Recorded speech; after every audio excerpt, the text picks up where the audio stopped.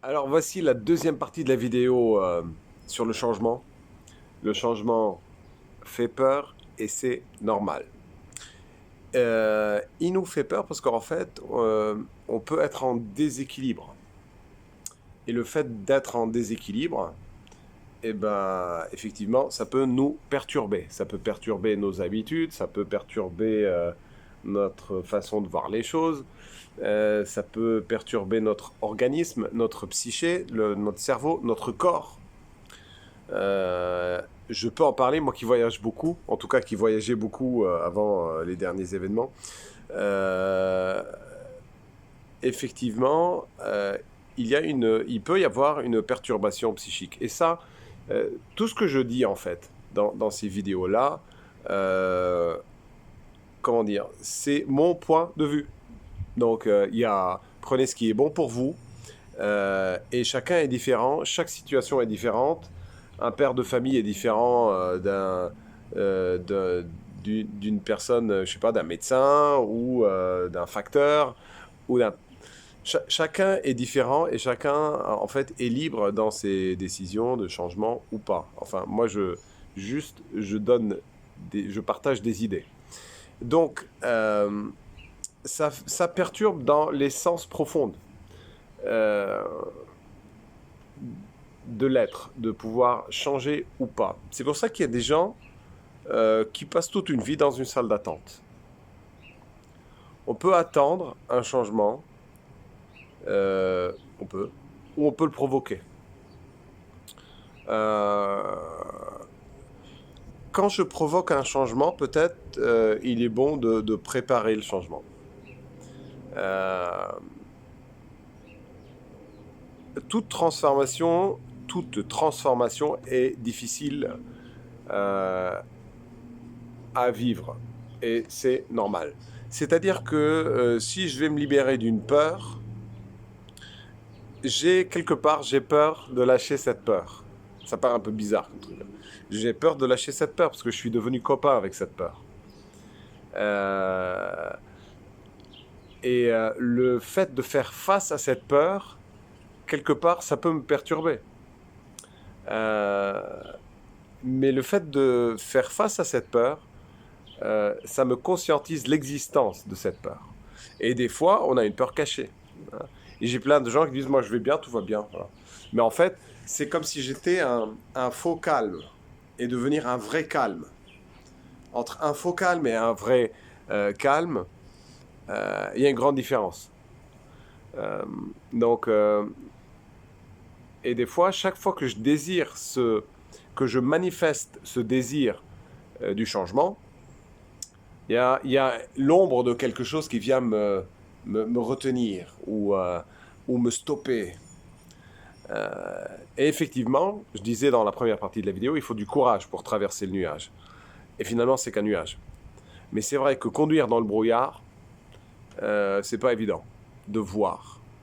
Et c'est ça, en fait, le travail à faire sur soi, c'est de pouvoir détecter les signes ou voir au-delà du brouillard, au-delà du nuage, et pouvoir avancer, et pouvoir changer, et pouvoir lâcher les peurs, et pouvoir éviter de donner trop d'importance aux critiques et le regard de l'autre.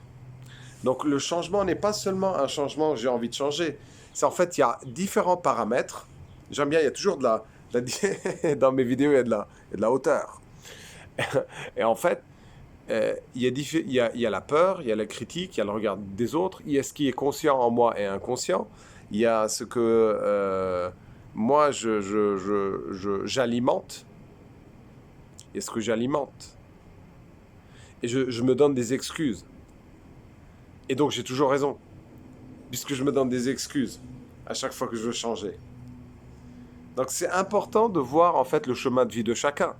Là, ce que je partage avec vous, c'est peut-être une pierre dans l'édifice, et des fois, bien souvent, un petit caillou, il va tenir un gros rocher. Hein. Et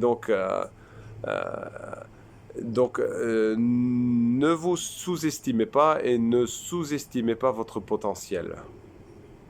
Euh, Observez et laissez les choses se manifester, en fait, hein, à l'intérieur de vous comme à l'extérieur.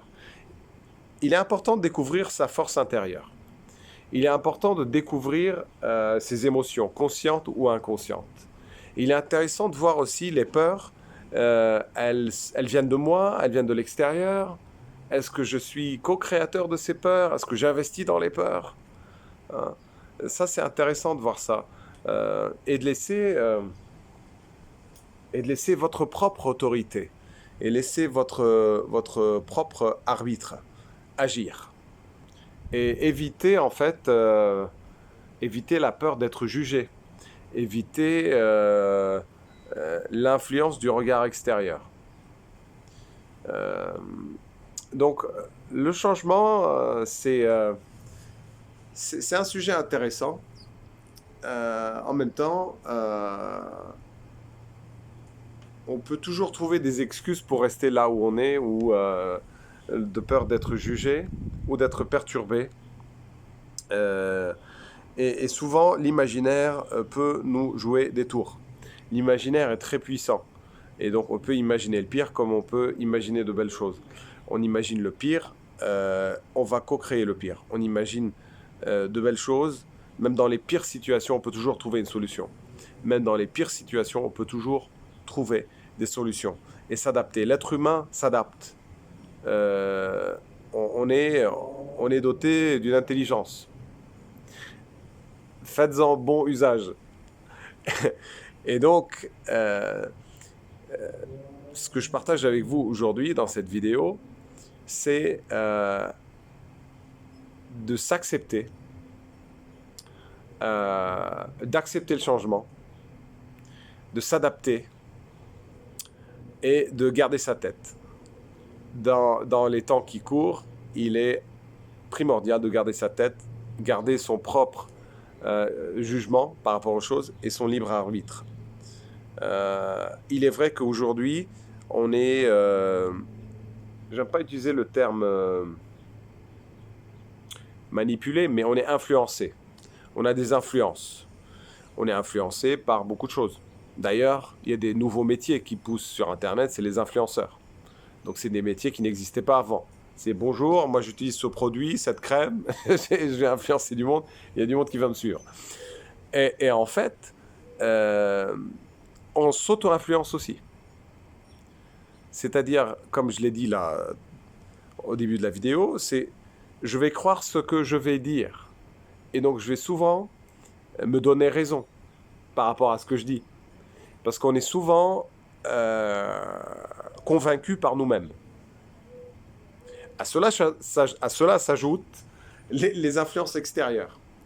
Les gens qui peuvent me dire des choses et auxquelles je donne oreille ou pas. Et on en a tous d'ailleurs. Je suis ce que j'entends, quelque part. Ou ce que j'ai entendu depuis tout petit. On va me dire que tu es nul en maths. Donc moi j'ai écouté ce conseil, je suis vraiment devenu nul en maths. Et des années plus tard, j'ai fait bac littéraire. J'ai pas fait bac scientifique. Si quelqu'un m'aurait dit t'es un génie toi en maths, mais tu le sais pas, et tu vas le découvrir, il m'aurait suggéré ça, j'aurais changé. Donc le changement, il peut venir de 3 sources différentes. La première, l'apprentissage. Je vais apprendre comment changer.